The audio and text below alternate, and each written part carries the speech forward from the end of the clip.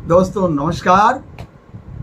आज फिर मैं आप लोगों के सामने एक नए विचारों के साथ दोबारा से हाजिर हूँ और वह जो विचार है आप लोगों को मैं बताने के लिए कोशिश करूँगा। चक्रवर्ती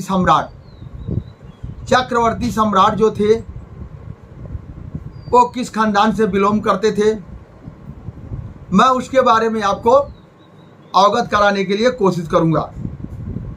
और दोस्तों ये जो चक्रवर्ती सम्राट अखंड भारत का निर्माण करता, 16 महाजनपद का जो राजा हुआ करते थे चक्रवर्ती सम्राट, उनके बारे में मैं आप लोगों को अवगत कराऊंगा। किस जाति किस धर्म से वह बिलोंग करते थे, इसके बारे में आप लोगों को अवगत कराने के लिए कोशिश कर रहा हूं, बिल्कुल सच्चाइयों और रियल पर। अगर आप लोगों को यह वीडियो मेरा अच्छा लगेगा तो आप लोग इसे लाइक और शेयर करिएगा, कमेंट बॉक्स में अपना सुझाव दीजिएगा। अगर आपको ऐसी और नई वीडियो चाहिए तो आप लोग कमेंट बॉक्स में लिख करके भेजिएगा और उस जो है कि रियल पर वीडियो हम आप लोगों को कोशिश करेंगे बना करके पहुंचाने के लिए। तो आज दोस्तों हम बात करते हैं संदरकोष्ट नाम का राजा। जो संदरकोष्ट नाम का जो राजा थे वो कौन थे, कहाँ के थे, उनका जन्म कहाँ हुआ और वह चक्रवर्ती सम्राट कैसे बने। तो दोस्तों बात मैं करने जा रहा हूं आप लोगों को संदरकोष्ट नाम का राजा का, जो कि संदरकोष्ट नाम के राजा का जो पुत्र थे अमृतधाता, और अमृतधाता के पुत्र थे देवनापी। अब आप लोग ये कहेंगे ये नाम सब आप लोगों ने सुना है, एक एक आदमी के अंदर है, एक एक आदमी के जहन में है, लेकिन है क्या? इन लोगों को नामों को चेंज करके अपने अनुसार भारत के कुछ चंद चालाक लोगों ने अपने प्रथिति में ढाल करके अपने आप को सर्वोच्च जो है साबित करने के लिए कोशिश किया। जो आप लोगों को मैं बताऊंगा निषादों का इतिहास, निषाद भील का इतिहास। जो संदरकोष्ट नाम के राजा जो थे, संदरकोष्ट नाम के राजा को जिनको कुछ चंद चालाकों ने अपने प्रथिति में फिट करके उनको चंद्रगुप्त मौर्य का नाम दिया। दोस्तों ये मैं कोई बनावटी बात नहीं कह रहा हूं आप लोगों के सामने। अगर आपको लोगों को जरा सा संदेह होगा तो मैं उस बुक का नाम बता रहा हूं,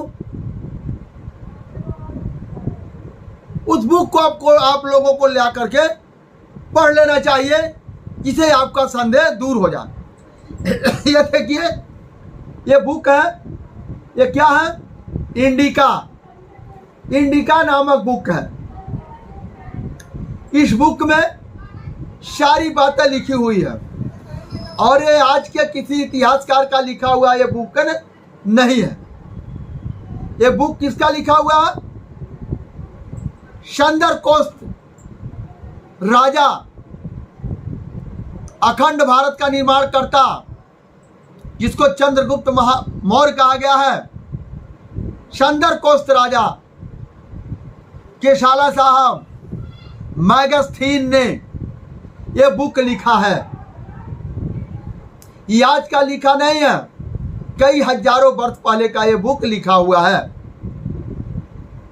तो दोस्तों चंद्रगुप्त राजा का नाम ही संदरकोष्ट राजा था।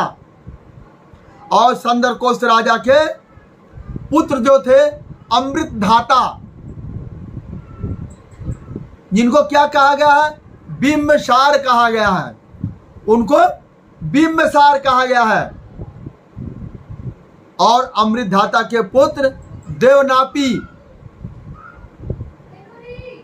अमृतधाता के पुत्र देवनापी, जिनको अजात शत्रु भी कहा जाता और अशोक सम्राट भी कहा जाता। अशोक सम्राट। अब आप लोगों को लगा होगा कि अब जाकर सही नाम पर आए। अशोक सम्राट जो भारत का प्रमुख चिन्ह है, हमारे नोटों पर, हमारे किसी भी ऐसे संस्थानों पर जो राष्ट्रीय संस्थान हैं, उस पर अशोक सम्राट का चिन्ह लगाया जाता है। और वही अशोक सम्राट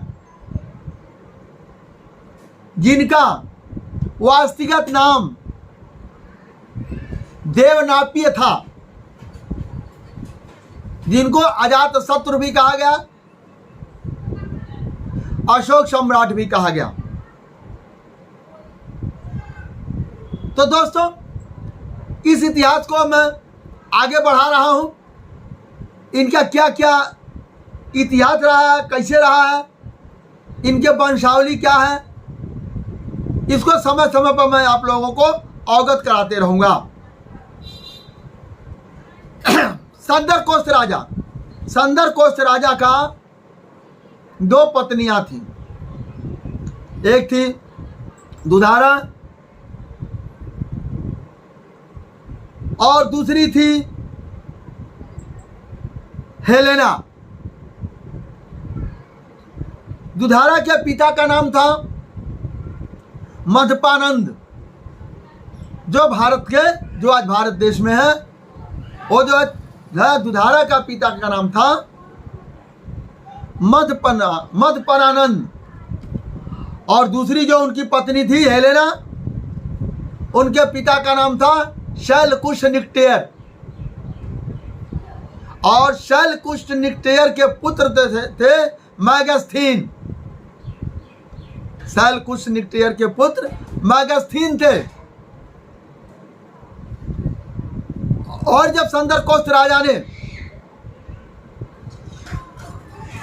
इतना बलशाली प्रतापी था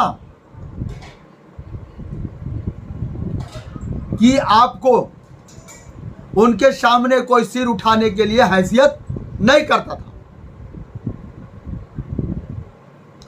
तो जो उन्होंने क्या किया, आर्यव्रत को जीता, जो अफगानिस्तान,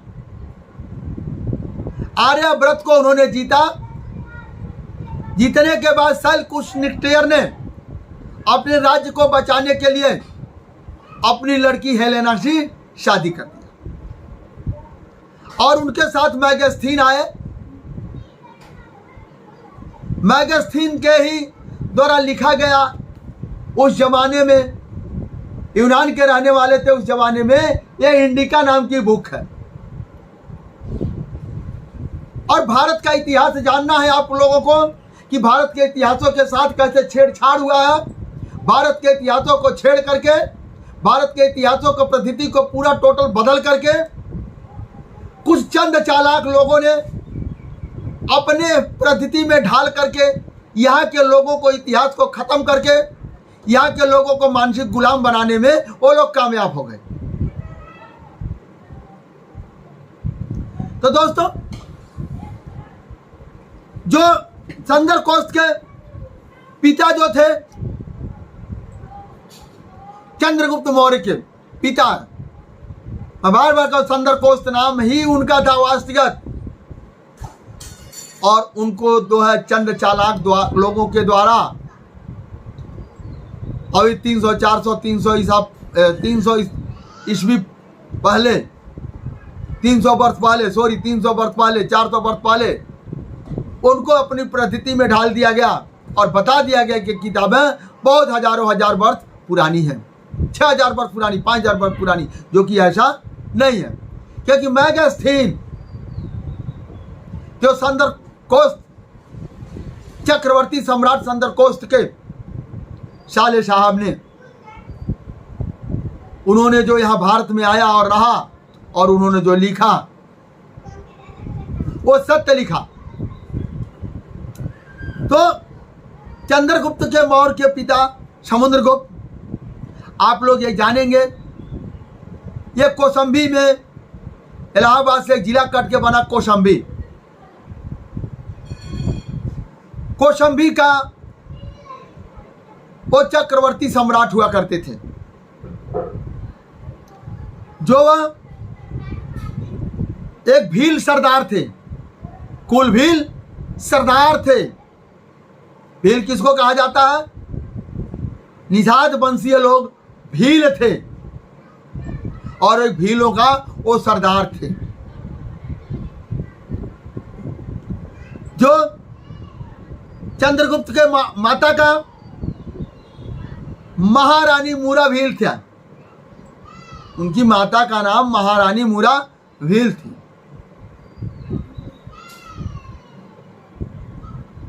जो चंद्रगुप्त मौर्य का साम्राज्य जो है, ईरान, इराक से Burma, Singapore, Rangoon, Vietnam, Thailand, Cambodia, Macau, Tibet, चीन, जापान तक फैला हुआ था।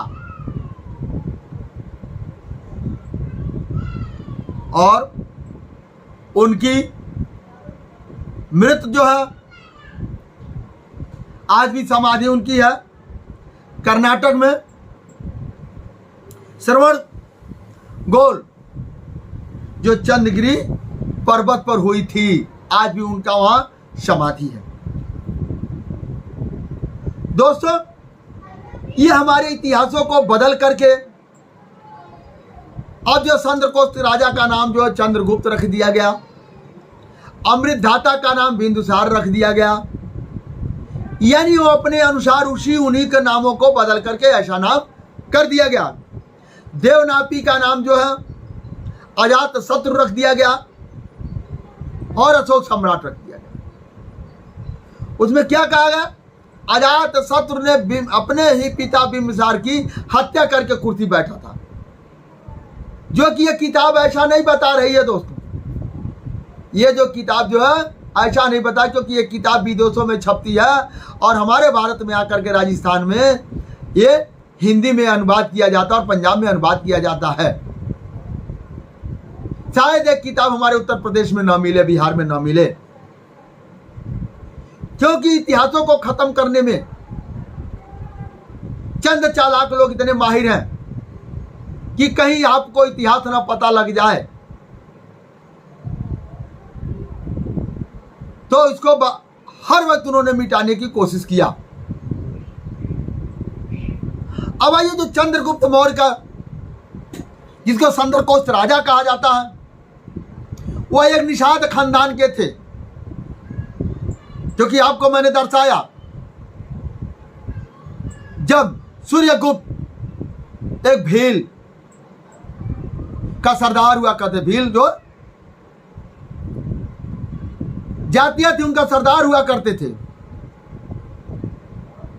और 16 महाजनपद में एक जनपद का वो बहुत बड़े राजा हुआ करते, जो उनकी ससुराल, आपको राजधानी गांव गोरखपुर, जिसको पिपलीबन उस समय पर कहा जाता था, मैंने पिछली भी वीडियो में आप लोगों को बताया, गोरखपुर का नाम 8 बार बदला। उस समय पिपलीबन कहा जाता था। गोरखपुर में एक राजधानी गांव है, गोरखपुर से पूरब साइड में एक राजधानी गांव है, 8 से 10 किलोमीटर के दायरे के अंदर वो गांव है। उस गांव में उनका ननिहाल था, और किसके यहाँ था? विश्व विभूति केवट के यहाँ। कोई विभूति केवट कहता है, कोई विश्व विभूति केवट कहता है। विश्व विभूति केवट के यहाँ उनका ननिहाल था, और उनका जन्म जो है ननिहाल में हुआ, वो पिपली वन में हुआ। तो उनका ननिहाल में जब जन्म हुआ, पिपली वन में हुआ। आज जो है भारत के इतिहास को, ऐसे बहुत सारी हमारे पास किताबें हैं, बहुत सारी चीजें हैं, भारत के इतिहासों को तोड़ मरोड़ करके अपने हिसाब से फिट करके और अपने को स्वयं का भगवान का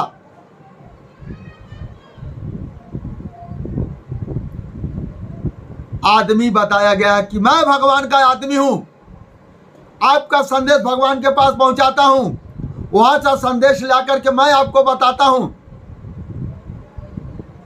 ऐसा अपने आप को साबित करने का प्लान किया गया और इस प्लान को करके बड़े बड़े राजाओं को मिटाया गया है। तो कई बार मैंने वीडियो में आपको बताया, राजा का धर्म एक राजधर्म होता है। राजा का धर्म एक राजधर्म होता है और राजा जब राजधर्म छोड़ करके किसी विशेष एक धर्म को अपना लेता है तो राज खत्म हो जाता है। आज नहीं, सदियों से एग्जाम्पल है। राजा हरिश्चंद्र ने राज धर्म छोड़ करके जब धर्म को अपनाया तो पूरे राज्य के प्रजा को, पूरे राज्य को एक अनजान आदमी के हाथ में सौंप दिया और राज्य का विनाश हो गया।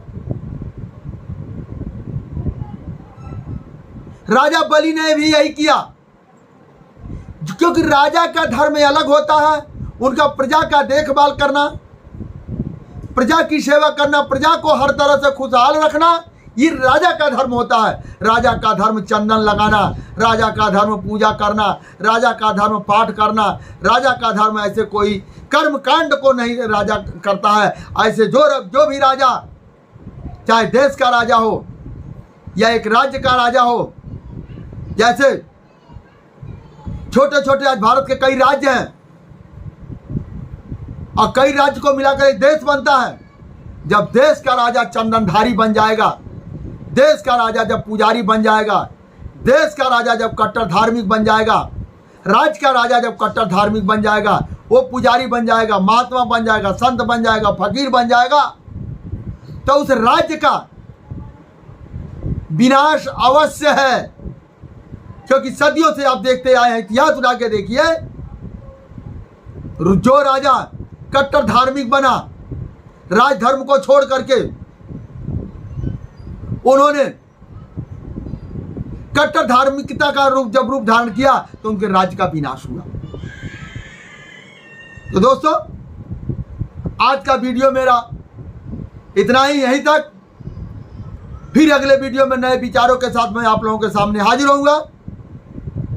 ये मेरा वीडियो कैसा लगा आप लोग कमेंट बॉक्स में अवश्य दीजिए और अपना सुझाव दीजिए। फिर एक नए विचारों के साथ इन्हीं के जीवनी के बारे में, निषाद वंश के जीवनी के बारे में मैं आप लोगों को अवगत कराने के लिए कोशिश करूंगा।